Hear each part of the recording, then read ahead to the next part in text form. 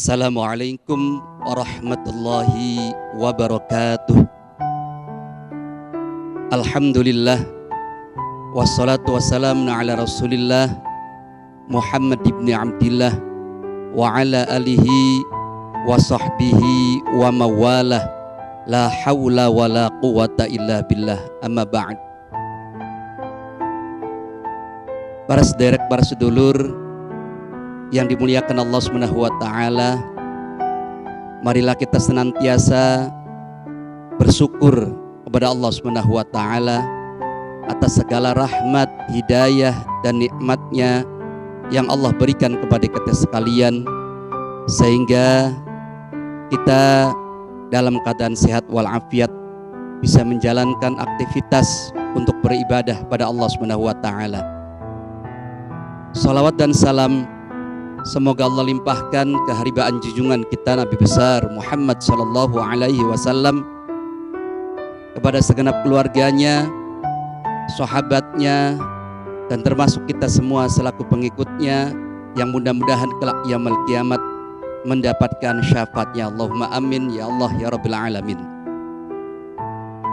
Para hadirin rahimakumullah, pada suatu hari Nabi Allah Ibrahim alaihi salam menyembelih kurban fisabilillah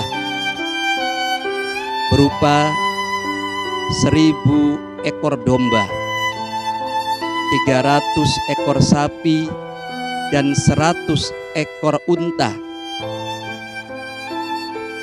Maka banyak orang yang mengaguminya, bahkan para malaikat pun terkagum-kagum atas kurbannya Nabi Allah Ibrahim alaihissalam. Kemudian Nabi Allah Ibrahim alaihissalam berkata, kurban sebanyak itu bagiku belum apa-apa. Demi Allah, seandainya aku dikaruniai anak laki-laki, pasti aku akan sembelih karena Allah dan akan aku korbankan kepada Allah Subhanahu wa taala sebagai ungkapan, karena pada saat itu istri Nabi Allah Ibrahim alaihissalam Siti Sarah belum dikaruniai seorang putra. Para hadirin rahimakumullah, singkat cerita, Siti Sarah menyarankan suaminya yakni Nabi Allah Ibrahim alaihissalam agar menikahi Siti Hajar dan dikaruniai seorang anak laki-laki yakni Nabi Allah Ismail alaihissalam. Ketika Nabi Ismail menginjak kira-kira umur 7 tahun, pada malam Tarwiyah hari ke-8 di dalam bulan Dzulhijjah, Nabi Allah Ibrahim alaihissalam bermimpi adanya satu seruan, yakni wahai Ibrahim, penuhilah nazarmu, penuhilah janjimu. Maka pada pagi harinya beliau pun berpikir dan merenung atas mimpinya semalam. Apakah mimpi itu datangnya dari Allah atau dari setan? Dari sinilah kemudian tanggal 8 Dzulhijjah dinamakan hari Tarwiyah, yang berarti berpikir atau merenung. Para hadirin rahimakumullah, pada malam ke-9 di dalam bulan Dzulhijjah, beliau bermimpi dengan seruan yang sama.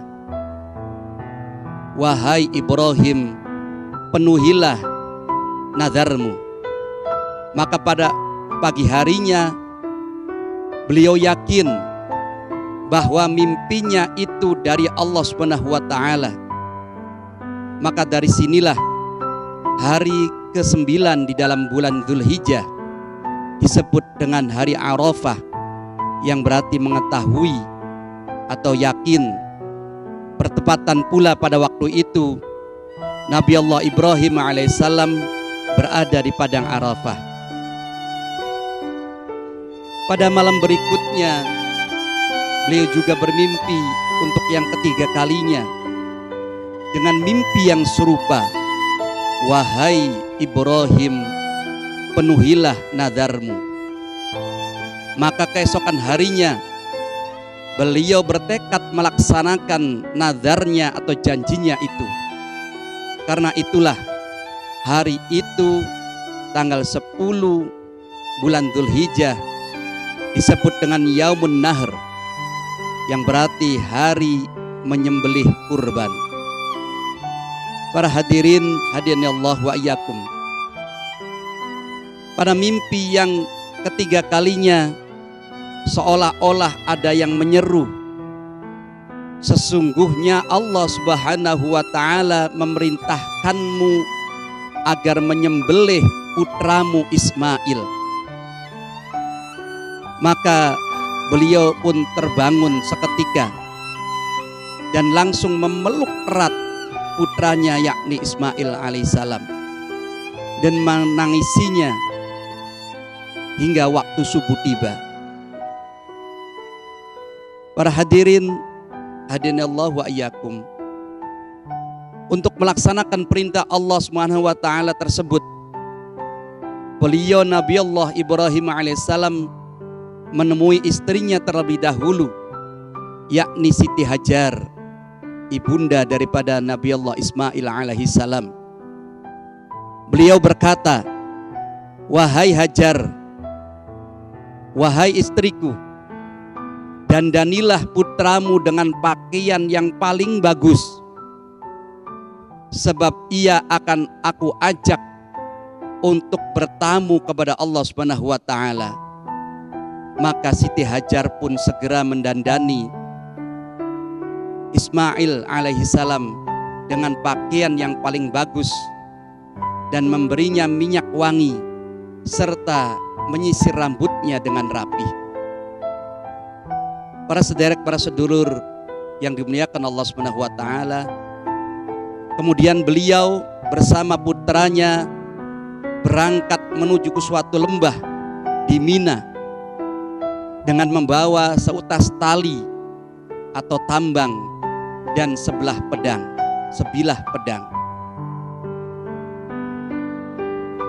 Pada saat itu iblis laknatullah sibuk mondar-mandir untuk bagaimana caranya menggagalkan niat Nabi Allah Ibrahim alaihissalam untuk memenuhi perintah Allah Subhanahu wa taala.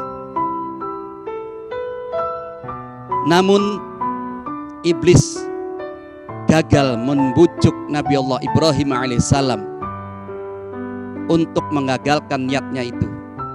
Iblis pun datang menemui ibunda Nabi Allah Ismail alaihissalam, yakni Siti Hajar, dengan mengatakan, "Wahai Hajar, mengapa engkau hanya duduk-duduk tenang saja, padahal suamimu membawa anakmu untuk disembelih?" Namun Siti Hajar tak tergoda oleh bujuk rayuan iblis itu. Maka ia gagal untuk yang kedua kalinya, dan iblis pun menghampiri Ismail seraya membujuknya, "Wahai Ismail, mengapa engkau hanya bermain-main dan bersenang-senang saja di tempat ini? Padahal ayahmu mengajakmu ke tempat ini tiada lain tujuannya hanya untuk menyembelihmu. Lihat, ia telah membawa tali dan sebilah pedang." Ma'asyiral muslimin, hadani Allah wa iyyakum, Ismail pun menjawab dengan mantap,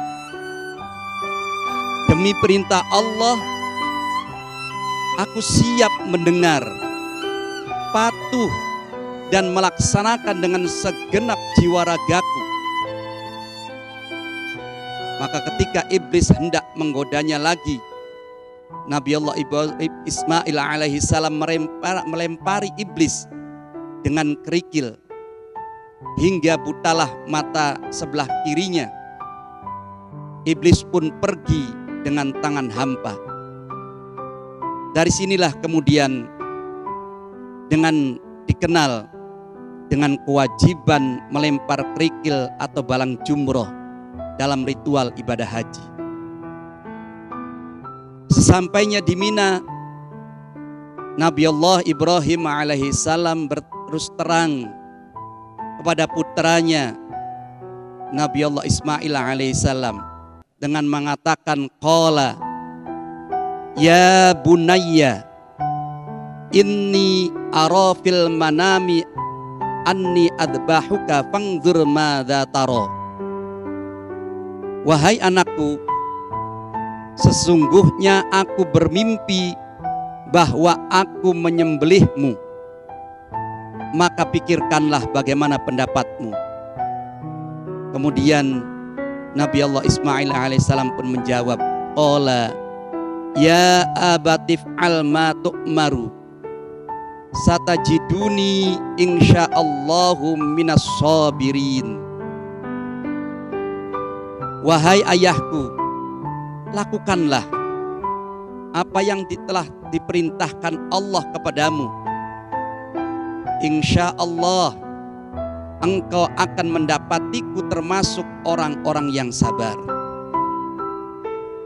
Falamma aslama watallahu lil jabin, maka ketika keduanya telah berserah diri dan dia Ibrahim membaringkan anaknya Ismail atas pelipisnya untuk melaksanakan perintah Allah Subhanahu wa taala. Wa nadainahu ayya Ibrahim, lalu kami panggil dia, wahai Ibrahim, qad shadaqta ru'ya inna kadzalika nadzil muhsinin. Sungguh engkau telah membenarkan mimpi itu. Sungguh demikianlah kami memberi balasan kepada orang-orang yang berbuat kebajikan. Inna hadza lahwal balaul mubin. Sesungguhnya ini benar-benar suatu ujian yang nyata. Wa fadainahu bidhihin azim, dan kami tebus anak itu dengan seekor sembelihan yang besar. Wa tarakna alaihi fil akhirin, dan kami abadikan untuk Ibrahim pujian di kalangan orang-orang yang datang kemudian. Salamun ala Ibrahim, selamat sejahtera bagi Ibrahim.